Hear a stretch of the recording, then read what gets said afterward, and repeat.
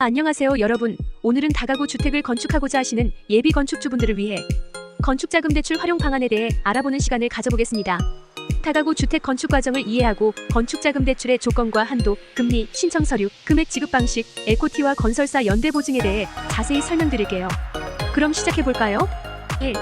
다가구 주택 건축 과정. 다가구 주택을 건축하기 위해서는 먼저 토지를 확보해야 합니다. 토지 매입 후 설계사와 협의하여 주택 설계를 진행하세요. 설계가 완료되면 건축 허가를 신청하고 허가가 나면 본격적으로 시공에 들어갑니다. 시공이 완료되면 사용 승인을 받아야 하며 이후 입주가 가능합니다. 2. 건축자금 대출 조건. 건축자금 대출을 받기 위해서는 몇 가지 조건을 충족해야 합니다. 주택을 건축할 토지의 소유권을 보유하고 있어야 하며 설계도면과 건축허가서를 제출해야 합니다. 또한 대출 신청자의 신용도와 소득 수준도 중요한 평가 기준이 됩니다. 3. 건축자금 대출 한도.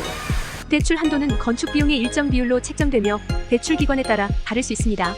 일반적으로 건축 비용의 60%에서 80% 정도를 대출받을 수 있습니다. 다만 신청자의 신용도와 소득 수준에 따라 한도가 조정될 수 있습니다. 4. 건축자금 대출 금리. 건축자금 대출 금리는 고정금리와 변동금리 중 선택할 수 있습니다. 고정금리는 대출 기간 동안 일정한 금리가 적용되며 변동금리는 시장 금리에 따라 변동되는 금리입니다. 금리는 약 5%에서 7%이며 대출을 받기 전에 각 금리의 장단점을 비교해보세요. 5. 건축자금 대출 신청 서류. 대출 신청 시 필요한 서류는 다음과 같습니다. 신분증 사본, 소득증빙서류 급여 명세서, 소득 금액 증명원 등, 건축허가서, 설계도면, 토지 소유권 증명서, 금융기관이 요구하는 서류를 준비해야 합니다. 6. 건축자금 대출 금액 지급 방식. 건축자금 대출은 주로 단계별로 지급됩니다. 초기에는 토지 매입 비용과 설계 비용을 지원받고 이후 공정에 따라 시공 비용이 지급됩니다.